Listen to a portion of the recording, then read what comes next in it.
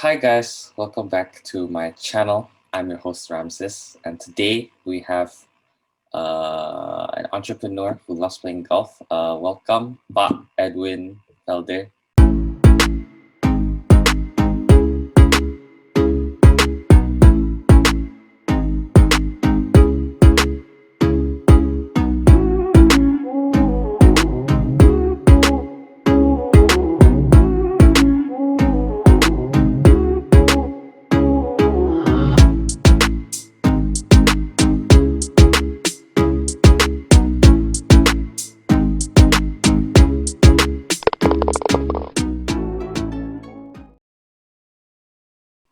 Hello. Hi, Yeah. I'm Edwin Felder. Yeah.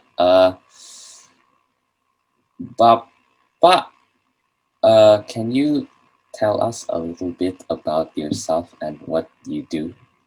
Jadi Bapak bisa ceritakan dikit tentang Dalam bahasa Indonesia ya. Iya, nggak apa-apa. Apa Pak lakukan yang terms Ya. of ya Oke. pekerjaan Pak? Ya, saya coba ya. Baik, nama saya Edwin Felder. Umur saya 72 tahun. Sudah tua ya. Ya. 72 tahun. Udah. Pekerjaan saya wira swasta. Artinya tidak bekerja pada pemerintah secara langsung ya. Bidang usaha saya adalah rekanan ya, rekanan agent dari Pertamina, perusahaan minyak negara Indonesia ya. Bidang usaha saya yaitu transporter untuk BBM, gasoline, gas untuk SPBU, gas station. Jadi saya mengirim gasoline ke gas station di Jabodetabek, seluruh Jabodetabek, atas perintah Pertamina. Jadi saya yang melaksanakan dengan mobil-mobil tangki saya. Okay. Saya adalah salah satu dari sekian banyak transporter di Indonesia, di Jakarta ya. Kemudian saya juga adalah dealer LPG Pertamina juga, yang menyalurkan LPG, tahu ya LPG ya. Kemudian saya juga punya bengkel resmi Yamaha, dan saya juga punya toko retail Alfamidi. Jadi Alfamidi itu lebih besar sedikit dari Alfamart. Jadi semi supermarket deh, Alfamidi. Itulah kira-kira pekerjaan saya sehari-hari. Ya. So, how did you get into this business? Ngerti nggak? Jadi bagaimana Pak itu bisa masuk ke business field ini? Baik, latar belakang pendidikan saya sebetulnya, my background untuk pendidikan ya adalah civil engineer. I'm a civil engineer. Jadi saya hampir 10 tahun bekerja di bidang teknik sipil untuk structure ya. Kemudian kebetulan saya punya orang tua yang mempunyai bisnis transporter BBM ini kecil. Nah, beliau meninggal, ibu saya minta saya menggantikan. Jadi saya dari teknik sipil harus menjadi entrepreneur. Jadi satu switch of mind yang cukup jauh ya. Tapi ya saya coba, karena itu amanat dari ibu, saya coba masuk ke bisnis, menjadi businessman, menjadi entrepreneur, dari yang tadinya saya bekerja pada orang.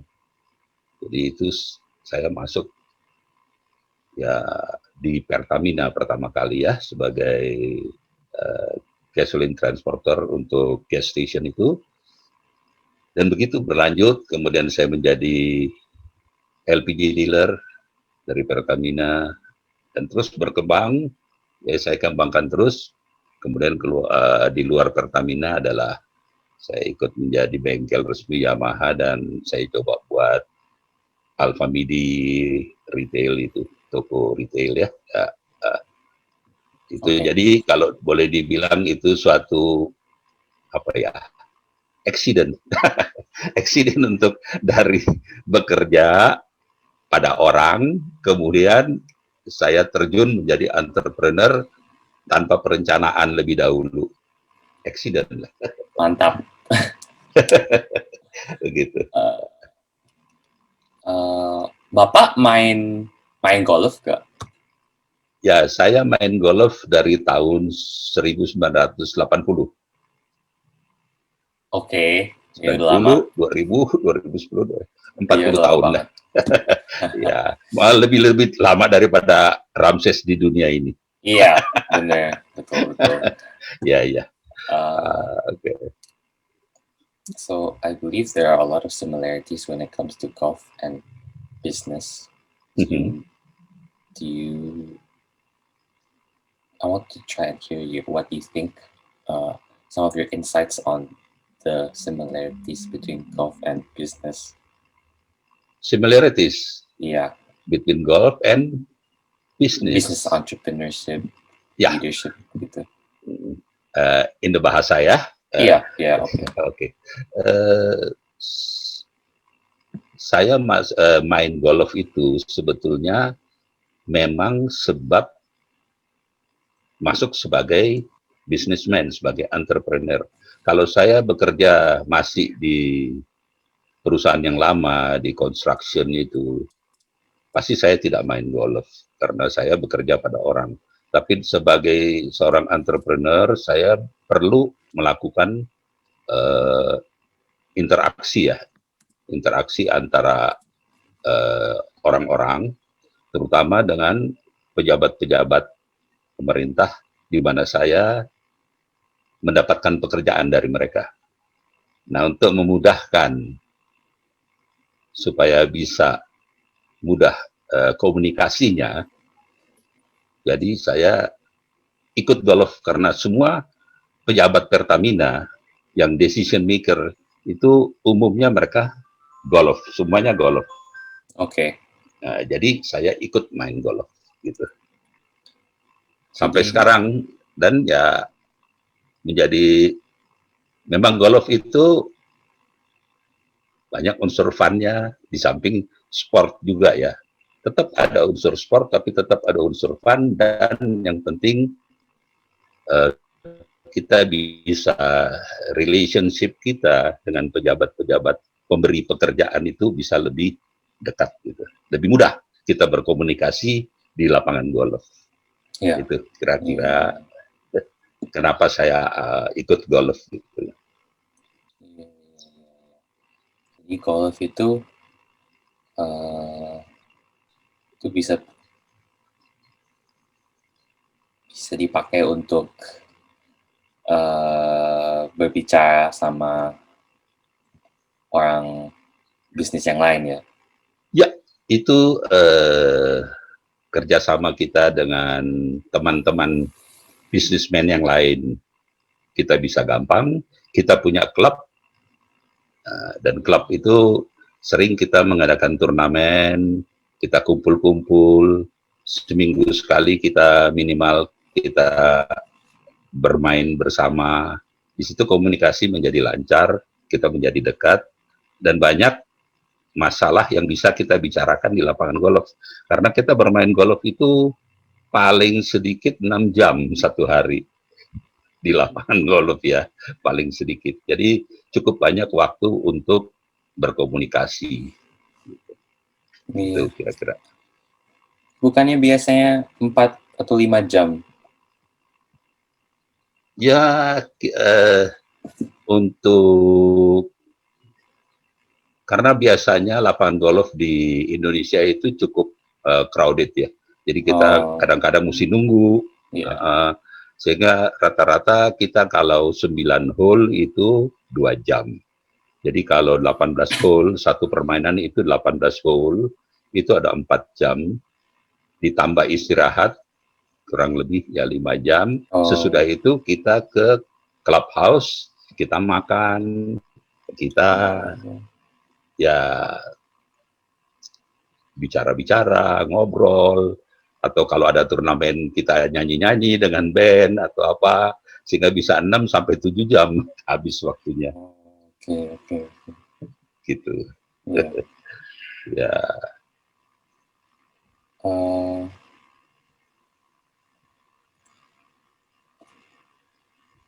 eh, hmm, bentar. Ini mau nanya apa ya tadi? Eh, mau tanya tentang golf atau tentang bisnis? Ya, silakan. dua-duanya. Ya, oke. Iya.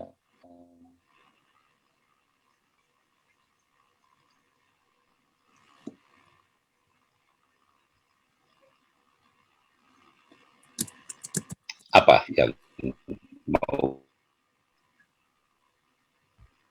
Uh, okay, I'll say it in English first. So, when you have a bad day at the office, just like you can have a bad day on the golf course, how do you deal with these emotions? Jadi, ketika ketika kita mengalami hari yang nggak baik, Halo? Ya, ya, ya, ya, halo. ya, ya. Iya, jadi ketika Oke, kita mengalami hari yang mungkin buruk di kantor, seperti seperti hari yang tidak halo? bagus di lapangan golf, Terputus, Francis. saya terputus-putus ya. Halo? Halo, Halo? halo. Ya, ya. Bagaimana, Francis? Iya, iya, iya, iya. Udah nyambung. Sekarang udah nggak terputus-putus ya. Ya, kalau susah bicara, coba dengan bahasa Inggris, mungkin saya mengerti kok. Nggak, oke. Jadi yang bahasa Inggris tadi itu when you have a bad day in the office, just like you can have bad day in golf course, how do you deal with the bad emotions gitu?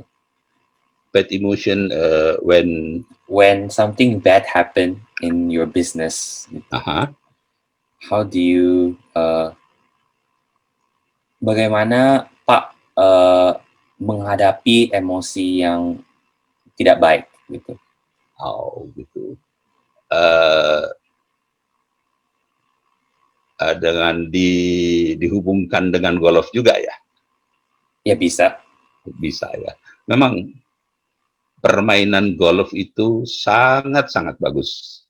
Ramses saya anjurkan ikut golf. Kenapa? Di situ kita melatih kesabaran. Karena yang kita lawan kita di lapangan golf itu adalah diri kita sendiri.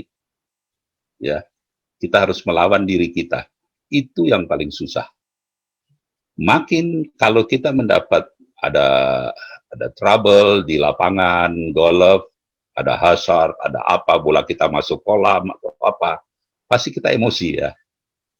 Tapi makin kita emosi, makin kita kesal, permainan kita bukan lebih baik, akan menjadi lebih jelek. Hasilnya akan menjadi lebih jelek. Dan itu bisa melatih bahwa kita harus menguasai emosi kita. Nah, dengan menguasai emosi, itu bisa kita terapkan juga dalam bisnis. Kalau kita menghadapi permasalahan, ada problem, lalu kita dengan marah, dengan emosi, kita mau menyelesaikan masalah itu, pasti akan jelek hasilnya. Tidak mungkin akan baik. Saya awalnya di konstruksi, saya pertama di konsultan untuk hitungan konstruksi, saya ada di kantor. Mudah kalau di kantor. Begitu saya mengawasi ke lapangan, untuk pengawasan di lapangan, banyak sekali problem-problem yang tidak sesuai dengan kehendak kita, tidak sesuai dengan perencanaan kita. Sehingga kita akan emosi, kita akan marah. Tapi makin kita marah, orang yang kita hadapi itu makin makin panik dia di lapangan. Sehingga tidak akan menjadi lebih baik. Dan dulu saya sering emosi kalau di lapangan. Begitu juga kalau saya menghadapi supir-supir tangki saya, mobil tangki. Wah, itu supir-supir tangki kita tahu mereka itu dari kalangan mana ya, dari kalangan level bawah ya. Mereka pendidikannya itu paling SMP. Jadi ada omongan orang. Supir itu seperti nasi setengah matang. Kita kalau makan nasi setengah matang, sakit perut kita. Pasti kan? Nah, itu yang kita hadapi dengan supir. Tapi supir itu, dia mempunyai satu keahlian. Karena untuk membawa tank truk perlu surat izin mengemudi ya. Surat izin mengemudi B2 umum. Karena itu trailer ya, gede ya, bukan mobil biasa. Sehingga dia punya keahlian khusus. Tapi pendidikan dia SMP. Jadi seperti nasi setengah matang, pasti banyak problem dalam diri orang seperti itu. Dan kalau kita menghadapi orang seperti itu dengan emosi, pasti akan rusak. Pekerjaan akan makin jelek. Dan kesabaran itu latih saya dapat di lapangan golf. Karena saya marah kepada diri saya sendiri kalau di lapangan golf. Dan saya akan tahu bahwa makin saya marah pada diri saya sendiri, makin rusak permainan saya. Jadi kadang-kadang, jadi kesimpulannya begini, kalau kita menghadapi masalah, jangan terlalu dalam terbawa dalam masalah, terlalu larut. Kalau istilah anak muda seperti Ramses, baper, bawa perasaan gitu ya. Jangan baper. Kita anggap semua itu, oke, ini masalah. Ayo kita hadapi dengan kepala dingin. Ya, hati boleh panas tapi kepala dingin. Ayo kita bicara dengan baik, kita atur kata-kata kita dengan baik. Ya. Dan itu saya bisa dapat di lapangan golf. Itu hubungan sisi positif dari golf itu. Dan yang kedua, golf itu mengajarkan kita untuk jujur. Seorang bisnismen itu kunci utama paling nomor satu adalah kejujuran. Sekali kita mengecewakan orang, selesai bisnis kita. Tidak akan dipercaya orang. Dan itu bisa didapat di lapangan golf. Ya. Kenapa? Karena di lapangan golf kita dapatkan misalkan par 5. Kita mukul 7 kali. Padahal harusnya 5 kalau par kan. Tapi kita cheating, kita tulis 6 atau kita tulis 5 juga, padahal kita pukul 7. Itu permainan kita nanti ada konflik dalam hati kita. Makin jelek permainan kita. Jadi di situ kita harus jujur pada diri sendiri. Permainan kita berapa kita pukul sekarang? 7 kita tulis 7 ya. Dan di akhir permainan kita balik lagi. Mulai dari hole 1, saya pukul berapa? Kita tanya sama KD, benar nggak sekalian? Itu untuk kita cek kembali ya. Benar nggak? Kita ini jujur apa tidak mainnya? Kadang-kadang bukan karena kita mau cheating, tapi mungkin kita lupa atau apa. Jadi kita mulai kita tanya pada orang. Sehingga dalam pekerjaan pun begitu. Kita tidak selalu benar. Meskipun kita rasa kita benar dalam pekerjaan, tapi ternyata tidak. Jadi kita mesti cek kembali pada orang. Benar nggak ya tadi?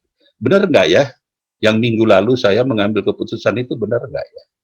Nah itu bisa di dalam golf juga kita bisa evaluasi kembali. Itulah hubungan golf dengan bisnis itu sangat bagus. Kita cek dan recheck kembali. Karena kita tidak mungkin bisa selalu benar. Meskipun kita rasa kita benar ya, tapi kita tidak bisa. Nah, kita tanya KD. Kita bisa tanya teman main kita. Tadi kenapa ya saya pukul seperti itu? Tadi benar nggak saya di hole sekian, saya pukulannya ada 6 pukulan, benar nggak ya? Kita bisa tanya lagi. Nah itu. Jadi kalau istilahnya golf is a gentleman game. Jadi Iya. betul-betul kita kalau mau mukul kita menghormati teman main kita. Kalau dia mau mukul kita tidak boleh bicara, kita tidak boleh banyak bergerak mengganggu konsentrasi dia. Itu kita harus menghormati orang di situ. Nah itu betul-betul kita menghormati permainan golf itu. Banyak yang bisa kita pelajari di dalam golf yang bisa kita terapkan ke dalam bisnis yang baik. Karena ya mungkin Ramses tahu bisnis di Indonesia kan banyak corruption, banyak macam-macam. Iya, iya. Kita bisa terbawa, kita bisa terbawa. Jadi jangan sampai ke situ. Kita latih diri kita, bisa di lapangan golf kita melatih diri kita seperti itu. Itu Ramses kira-kira. Oke, oke. Iya. Aha. Uh,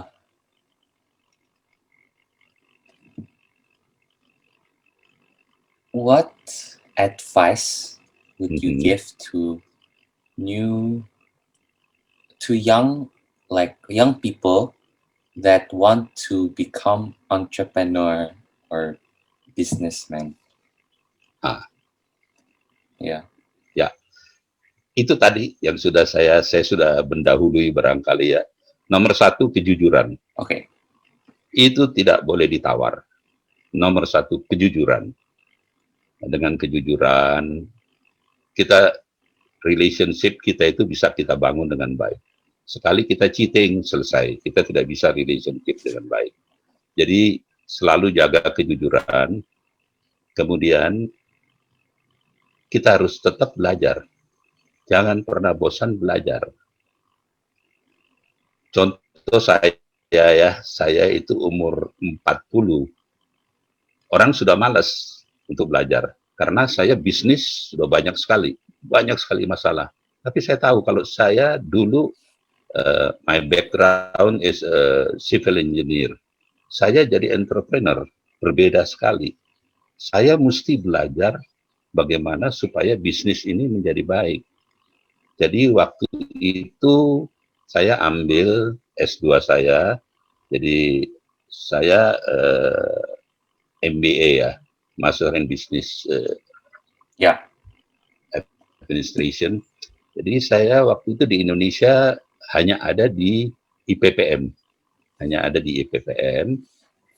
belum ada di mana-mana. Kemudian jadi saya coba dites ujian di IPPM yang di Jalan Menteng itu, ya banyak sekali pesertanya ya, dan kemudian saya bisa lulus ya, diterima di IPPM.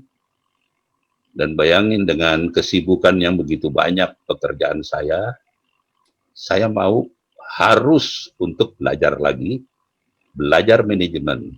Karena saya tidak mengerti manajemen. Saya mengertinya teknik konstruksi. Jadi saya belajar manajemen. Dan saya bisa selesaikan MBA pada umur 40.